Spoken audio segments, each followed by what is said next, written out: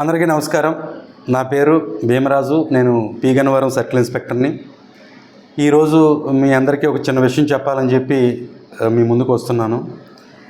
ముఖ్యంగా social media గురించి ఇప్పుడు ఎవరైనా సరే సోషల్ మీడియాని అన్నిటికీ కూడా మంచికి వాడాలి.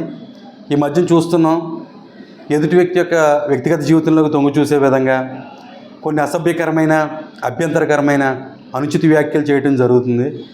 అది ఖచ్చితంగా చట్టపరిధిలోకి వస్తాయి. మన రాష్ట్ర స్థాయిలోనూ జిల్లా స్థాయిలోనూ కూడా దీనిపైన ఒక సైబర్ వింగ్ పనిచేస్తుంది.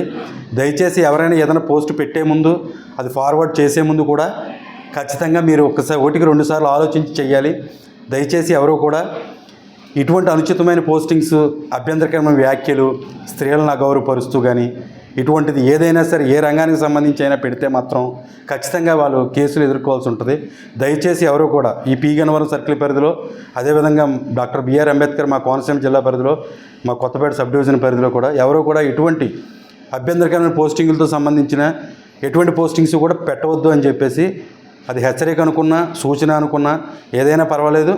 దయచేసి ఎవరు కూడా కేసులు ఎదుర్కొనే విధంగా మాత్రం పోస్టింగ్స్ని పెట్టవద్దు. Thank you.